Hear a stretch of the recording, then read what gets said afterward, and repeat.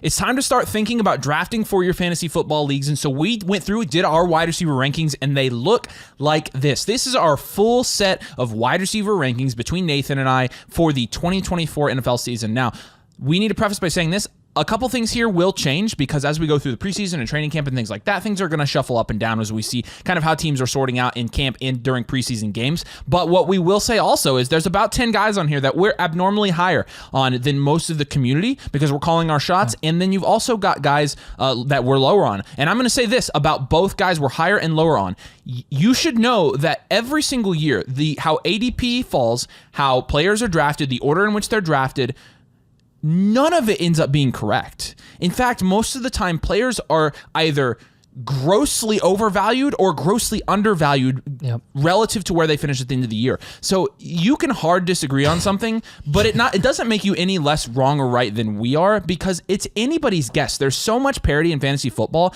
that it ends up being so random that nobody can guess exactly what the rankings are. So us ranking somebody 13 spots higher than what community does isn't stupid because it's not like the community has a track record of being right. Every year, the community and ADP is dead wrong on 90% of players and where they finish, except for the obvious ones. Let's start with the obvious ones. Let's start with the S tier. And these four guys, and we debated putting Amon-Ra in this tier.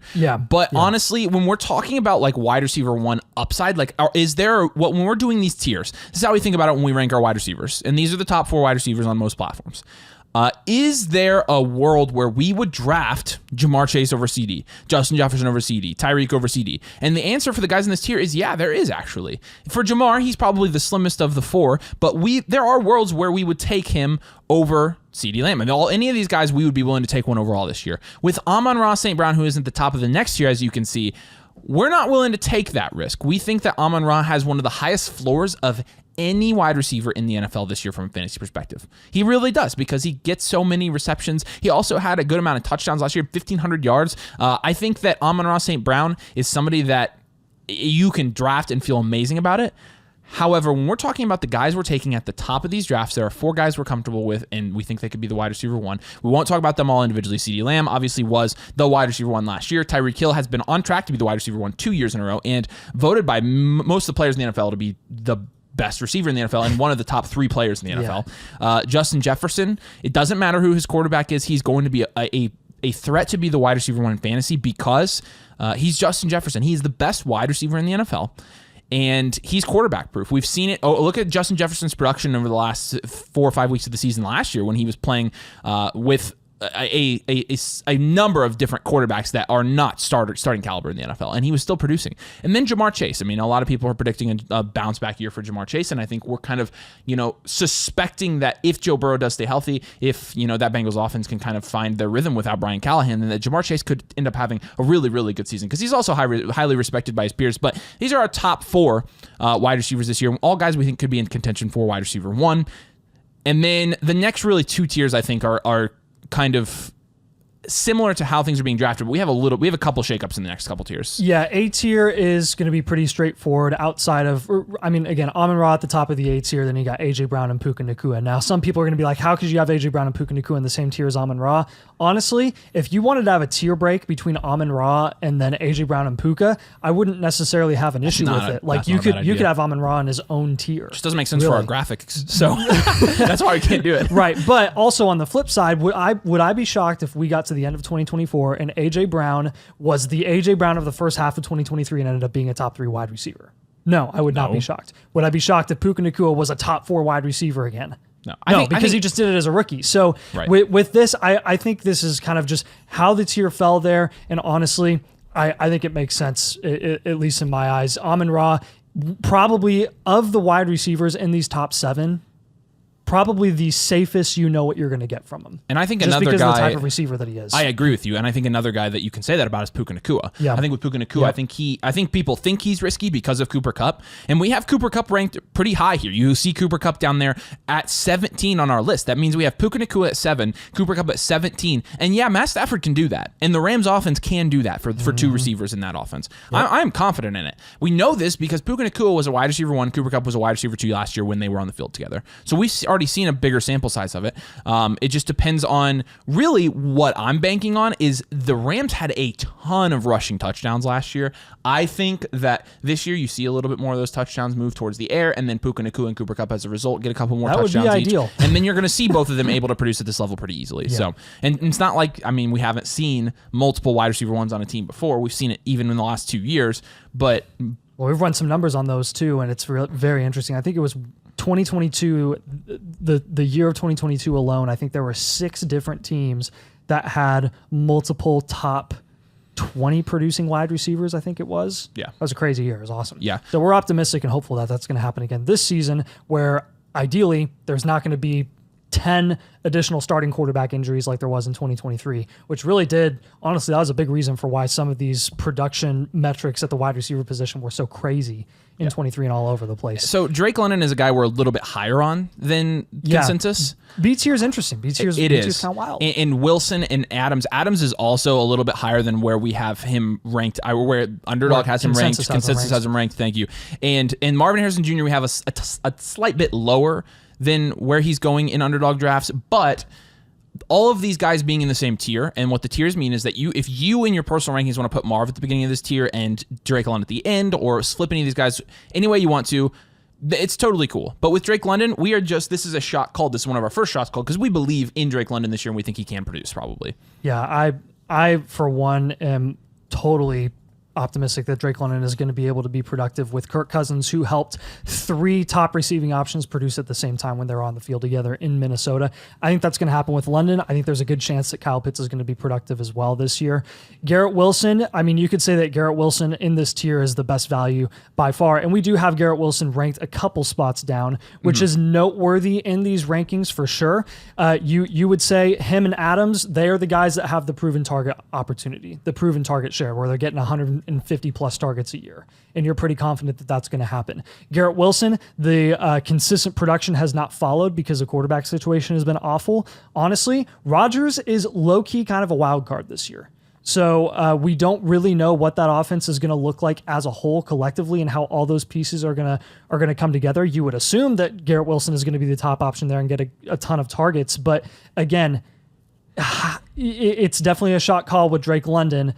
I just honestly am more comfortable with the offensive situation in Atlanta than I am with the Jets, not to mention Breece Hall. Yeah. Now, you could say that with Bijan Robinson in Atlanta, but Devontae Adams, again, you know what you're going to get from Devontae Adams in a horrible situation last year where he wanted to leave the team and maybe even gets traded this year with all the buzz and stuff right now, which I don't actually think is going to happen. Get traded, no. He was still the wide receiver 10 last year. Yeah, we have him ranked accordingly, the wide receiver 10 this year, and I think he's going to get a step up. I think he's going to be better. You saw what Gardner Minshew did in Indy. It's not going to be the same because they don't have a play caller like Shane Steichen there, but I do think that he's still going to be able to help Devontae Adams produce consistently in that offense. Which I had some people comment on our videos and actually say that, and they're technically correct. Aiden O'Connell is listed as the starter in Las Vegas right now, which I don't really buy that. No. I don't think, like, maybe it's perceived as that is the truth right now. I think when it gets to the season, I think you're going to see Gardner Minshew start over Aiden O'Connell. And it's nothing against Aiden O'Connell. I just think Gardner Minshew is a little bit less limited. They're both very limited options. And then Marvin Harrison Jr. we have at 11. And again, most of that is just because he's a rookie. It's unproven, but we still have him as a wide receiver 1. We're still projecting him to finish as a wide receiver 1. And you can't deny the volume availability there with Kyler Murray throwing the ball. And I think this C tier is a host of guys that when you're talking about the last spot, the 12th spot in the wide receiver 1 range, Ayuk, Olave, Diggs, Samuel, Collins, and Kupp could all claim that spot. And so I think that's why they're all kind of here in the same tier, because they are fringe, like high-end wide receiver 2s with low-end wide receiver 1 upside. Yeah, and there's one common denominator between almost all of these guys except Olave, and that is extreme target competition. Yeah. There's at least 2 in that offense, including these guys in that offense, that are going to be competing for a significant amount of target volume. So with Ayuk, there's Debo, Kittle, and Christian McCaffrey. I'm not going to say Ricky Pearsall. I just said Ricky Pearsall. But I mean, that's Ayuk as a wide receiver 1 last year in 2023 only had like 105 targets. So when you're looking at, in the grand scheme of things, that was a big outlier season for him to get that limited number of targets and produce that high. So we still, again, we rank him as wide receiver 12. What he did last year, I'm hoping that he's going to get more targets in San Fran's offense this year. And yes, this is also us expecting that he's going to be a Niner in 2024. Which I think is the most likely scenario at this point. Yes, absolutely. Chris Olave, we have behind Brandon Ayuk because I'm going to be completely honest with you. I'd rather have 110, 120 target Brandon Ayuk tied to Brock Purdy and a Kyle Shanahan offense than Chris Olave tied to Derek Carr, who can't throw the ball further than 5 yards. Maybe that's bold. Maybe that's like a hot take. But honestly, I don't really care. I'd rather have Brandon Ayuk. Stephon Diggs, this is the big one here, and this is the shot called. Well, I think you talk about. I don't even think we need to walk through this whole tier like this. I think we just go let's talk about Diggs and Nico. With Diggs and Nico, at this rate, we're assuming that they're both going to be wide receiver 2s. Yes. That's not really bold, right? Given the passing volume, given the passing production, given C.J. Stroud's production last year. And so the likely range of outcomes here with these two wide receivers, and Tank Dell's definitely not to be forgotten about. You see Tank Dell down there. We have him at our wide receiver 27, which the only times you've had 3 wide receivers on the same team finish all in the top 36, you've only seen it like 3 or 4 times in the last 10 years. One of them obviously being the Bengals a couple of years ago. I think you also had the Rams do that when they had, who was it? Cooper Kupp and Brandon Cooks, right? And Robert Woods. Yeah. And then, but so listen, with Diggs and Nico, it could easily end up being, hey, Nico ended up as a high end or a low end wide receiver 1, and Diggs was a low end wide receiver 2. It could be they're both mid wide receiver 2s. It could be flip flopped. But I think the median for the range of outcomes is that they both end up right here as wide receiver 2s. And so you'll notice that we also have that with Ayuk and Debo. These are both guys that are on the same offense. They both have super high upside. They get their points in different ways because Debo does have some rushing upside. But there's obviously some question. But again, these are 2 of the best passing offenses in the NFL with 2 really good wide receivers. And so the median range of outcomes is they both end up as wide receiver 2s with, a range as high as them finishing as a low-end wide receiver 1 and then probably down to a low-end wide receiver 2 as well. So yeah, D tier is another fun one where we have multiple guys that we're much higher on than consensus. I'll start with the guys that we're just kind of on par with, and that is Jalen Waddle, who technically we're a little bit lower on because I think his price in the mid-second is a little bit too high as a wide receiver 2 in his own offense, and then Mike Evans. Mike Evans, I think, is a guy that every single year people are like, this is the year he falls off. This is the year that he doesn't score as many touchdowns as he did the year before. Well, I'm here to tell you, he scored 13 touchdowns last year. You can say that's not sustainable. He's had other seasons where he scored 14, 13, 12, and 12. In some seasons where it's been 3, 5, and 6. But honestly, he's had double-digit touchdowns more often than not. He's the best X in the league. He's an X. He is the true X. He is the X. It's why he's going to go to the Hall of Fame. Of course he's getting the most touchdowns. He has the best X wide receiver is going to have the most touchdowns. We know exactly what Mike Evans is going to be. That's a low-end wide receiver 1 to a mid-wide receiver 2. Yeah, that's the most likely scenario. I think the reason that we have Mike Evans more leaning towards the mid wide receiver 2, even low-end wide receiver 2 ranking area is because we're confident that Chris Godwin is going to be able to transcend situation and be more productive than he was last year because he had just as many targets as Evans did last year, but they weren't utilizing him the way that in Chris Godwin's strong suit. They're going to be utilizing him in the slot more. I think he's going to get even more opportunity and chances in the red zone as well. But with Pittman, Flowers, Amari, and Ridley, I'll let you head those guys off. Yeah, so with Pittman, Pittman is a guy that what's his ADP on Underdog again? It's wide receiver 24. So we're about 5 spots higher on Pittman. Pittman will be a wide receiver 2 this year. We've been over this on both of our channels to a great length at this point. Michael Pittman has played with bad quarterbacks in his NFL career and still produces a wide receiver 2 consistently. If Anthony Richardson is bad this year, which there's no guarantee he will be, there's a chance he will be. We're not saying he's going to be elite. We're also not saying he's going to suck. But it doesn't really matter because if he does suck, Michael Pittman's still going to produce. Zay Flowers is a guy that we have ranked considerably higher than the consensus because we're higher on Zay Flowers. We expect him to take a step up this year. We expect him to emerge as an alpha wide receiver 1 in that offense. And so we have him ranked here at wide receiver 20. And so a little bit higher there. Amari Cooper, we're way higher on because Amari Cooper is somebody who has proven that he is going to continue to produce into his later years.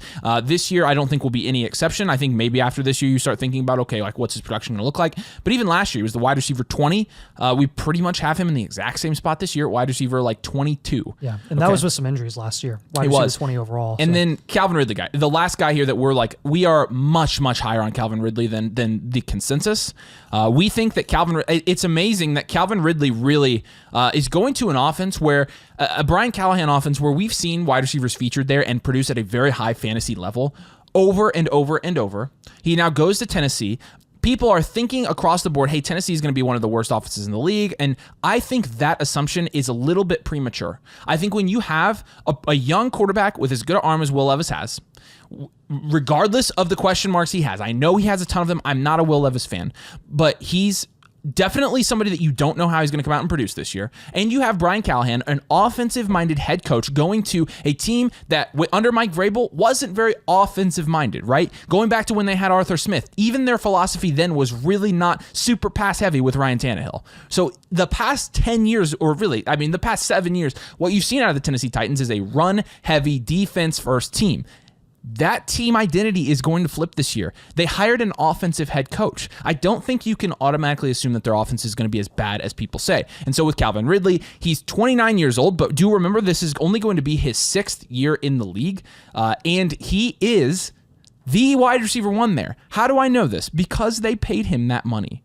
He's the wide receiver 1, and he's going to be used. It's no secret. Brian Callahan has straight up said it. They're going to use him as the wide receiver 1. He's the wide receiver 1 on an offense under Brian Callahan. That's something that I think is worthy of being ranked we're ranking him as a low-end wide receiver 2. This is a guy that was one of the most talented wide receivers in the league a couple years ago. To me, I feel like that's ranking him at his floor, too. It is ranking him at his floor. And the floor for market right now in fantasy is wide receiver 35 on Underdog, which is insane. I mean, you saw Calvin Ridley last year in his best games come out and score 24 points, 21 points, 31 points, 21 points again, 25 points, 22 points. He had as many targets as Chris Olave last year. And it was a consistency thing. But 140 targets. But wasn't the Jaguar season as a whole consistency thing last year? Well, not only a consistency thing, but like people were saying that Calvin Ridley is just dropping a ton of balls left and right, and he's not the Calvin Ridley of old. Well, no crap, he's not the Calvin Ridley of old. He didn't play for 2 years. Now he has a year of playing again in his back pocket. And on top of that, they did, even though he dropped a couple balls here and there, I don't think many people remember, like Trevor Lawrence was not on his top game either, and he was playing injured for most of the year. It wasn't on Ridley. It wasn't just on him. It was on Doug Peterson, the play caller, and it was on Trevor Lawrence as well, who was not on the same page with Ridley. They were not meshing all the time. They were a step. He was like a step ahead, a step behind. Yeah. He always had to like slow down or speed up, and he didn't get there in time, and it was just over his head. Like they just were not on the same page all year, and when it worked, boy, did it work, because those were his 25-point games. He had some boom games. So, I mean, he had 6 drops last year. I'll say this a million times, but you should. Drops do not predict what a player will or will not do in future seasons. Drops don't matter. They don't at all. Make sure, by the way, if you play fantasy football, you subscribe, because we obviously play fantasy. We're very passionate about it, and we'd love for you to subscribe as well. We're trying to get as many subscribers as we can this offseason. We'd love for you to join us on the ride. But going into this next year here, and I'll let you just kind of talk about it in a real quick general thing, because these are all guys we're pretty much with the community on here. The one guy I want to highlight here is Christian Kirk. Don't overlook Christian Kirk. I think unless Brian Thomas as a rookie has an absolutely insane year, which is more and more likely now with the rate that wide receivers are going, fresh out of college right now. But I think you're expecting Christian Kirk to be the top option in Jacksonville, and Calvin Ridley no longer being there. It does help Christian Kirk and his opportunity, especially in the red zone. So I'm excited to see what he can do here. He's probably the cheapest top option that you're going to get in fantasy this year. The rest of the guys, DJ Moore, Tank Dell, T. Higgins, all behind guys or have a lot of competition where you just don't know. You could argue that DJ Moore is another top option because of his production with Justin Fields in 23. But other than that, very straightforward. DK, you know what you're getting. Neighbors, you don't know what you're getting, but you kind of do because there's no one else there. And he's a super talented top option rookie that they took. Where they take him 6 overall or something? Yeah, I mean, we're a little bit lower on him. Yeah. But their offense is going to be really bad, and he's a rookie. Yeah. So there's a lot of question marks there. Yes, for sure. So in the G tier, the guy we're highest on here is going to be JSN. We have him at 30. I think the consensus has him at like 45 or something, right? Yeah, that's probably our biggest jump besides Jacoby Myers in the last year. But with JSN, we're big JSN truthers. Last year, we incorrectly called him to be the wide receiver 2 over Tyler Lockett. This year, we're going to do it again because we don't learn, and we're going to say JSN's the wide receiver 2 in this offense. I think this is JSN's breakout year. I think he's going to be we have him predicted as a wide receiver 3. This is not bold, I don't think. No. Chris Godwin's back up here again because, we we think Chris Godwin's going to be settling back into his slot position. But again, wide receiver 31, like it's not high. The guy we're lower on in this tier, though, consensus is George Pickens. What's he ranked in underdog? He's wide receiver 27 right now. So we have him ranked at 36 spots lower. Yeah. With Pickens, it's more I think the offense will be better because I like Arthur Smith as an offensive coordinator. He's a good OC. But it doesn't mean that they're going to... It doesn't... First of all, it doesn't mean they're going to pass the ball an extraordinary amount, especially with Russ and Fields as the quarterbacks. Like, I don't see it. But also with Pickens, it's more about, I'm looking at the talent, the great talent that George Pickens is, and evaluating that over the situation. With George Pickens, he's just never going to get enough receptions unless he gets a ton of touchdowns, which is very possible. But we haven't seen that yet in his career. Unless that happens, he's probably not going to be anything higher than wide receiver 2, which is great. It serves its purpose. We're not that much lower on Pickens, and he could be anywhere on our list because we have him in this tier as high as 30. So we have him anywhere from 3 to 6 spots lower than consensus. However, we are a little bit lower on him, and so we're not probably going to be drafting a ton of him. We have him about a half round lower grade than what we have some of these other guys, Hollywood Brown, Jaden Reed, both guys there that have the upside to be the top option in their offense. They just have other guys behind them that may usurp them in some scenario. Yeah. We just don't really know. Yeah. And then the last giant tier. Yeah, the last giant tier is fun. You've got Ladd, Keon, and Brian Thomas. You've got all of your rookies here that got, really solid investment from their team and appear to potentially at least at some point down the road be the top option in their offense. We, again, just don't know. And this is kind of the range where we're like, I don't know if I want to take a shot on a rookie, but they are here because they do have the upside to exceed expectations for sure. Rashee Rice would probably be, honestly, we're not even really accounting that much for the legal stuff because we think he's going to be fine and not be suspended for that long. I just wonder if Hollywood is going to outproduce everyone there outside of Kelsey. Like that's why we have Hollywood a tier ahead of them. And Rashee is kind of that exclusive slot wide receiver. What's that going to look like this year when they're clearly trying to stretch the field more and be a more explosive passing offense than they have been the last couple of years? I don't know. Rashee Rice is more of like a really safe floor guy, and I'm questionable about his ceiling for sure. Jacoby Myers, wide receiver 60 behind so many guys. Rashid Shaheed, are you kidding me? Rashid Shaheed. Jacoby Myers is the most consistent second option for in the NFL at his price. I mean, let's look at his production real quick, just because people are going to be like, what? He was wide receiver 24 last year. On that team, on that offense, that team that replaced their quarterback and their head coach midseason. Yep. And he was still the wide receiver 24 in fantasy football. He had 106 targets. He had 8 touchdowns. I mean, Rashid Shaheed, he's the guy that we just called out by name. So he was the wide receiver 44 last year. Jacoby Myers finished 20 spots higher than him last year. Look, again, we've seen with Myers, wide receiver 30, 28, and 24. He's a guy that's proven that he will produce in fantasy football. So then Addison and Jerry Jeudy are a couple other guys that were a little bit higher on. Addison is just straight up, honestly, it's kind of because of the DUI stuff. He's going to lose a little bit of value, and he's just, even though he's the second option there, and we don't love drafting second options at super high prices, his price isn't super high anymore. He's going at a very reasonable price, right around like Terry, and I would prefer Addison well over Terry. I would prefer Addison over multiple guys that he's going behind, like Brian Thomas, Ladd McConkey. I mean, they're all in the same tier. Right. I personally prefer the proven veteran, but DeAndre Hopkins is going above him.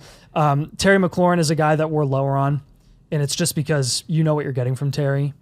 He's kind of a safe floor guy. So if you're taking him at price multiple tiers higher than where we have him, I'd just pass and go for upside there. But if you're getting him in this range where we're ranking him, that's obviously where we're taking him. But he's also playing with a rookie QB, and typically you don't see rookie QB support high-end wide receivers like that. I mean, what you could say the same thing about Caleb Williams, but Caleb Williams is a far better passer than Jaden Daniels is. It's not even relatively debatable. That's why Drake May's wide receiver one's not even on here. Same exact reason. That's why Bo Nix's wide receiver one's not even on here, right? So we're definitely keeping that logic across the board. But again, these are initial rankings, and I will emphasize, if you think we're crazy for having a player at a certain position, there is way too much parity in fantasy football for you to come at us for that. We see it every year. People are like, are you guys like what? Last year it was Tony Pollard. We had Tony Pollard ranked at 13, and he finishes the outside top 12 as the running back. Like we had him ranked higher than where he finished, but we got endlessly bombarded with comments on how we're stupid for having Pollard in the G tier, blah, blah, blah, blah, blah, blah, whatever tier it was. And guys, there's too much parity. Nobody's going to guess this stuff right. So we have to take shots on guys, and we also have to fade guys and just try to get it as close as we can. There's a lot of analysis and research that goes into this. So we hope you appreciate that. We hope you do subscribe if you play fantasy football. And tell us if you like this discussion format. I was going to say, it's kind of a new rankings format. We give you everything up front, and then we don't go through every player, which I actually liked that better. That was a lot less, but make sure you like and subscribe for us. Helps us out. We appreciate you guys. Thanks so much, and we'll see you later.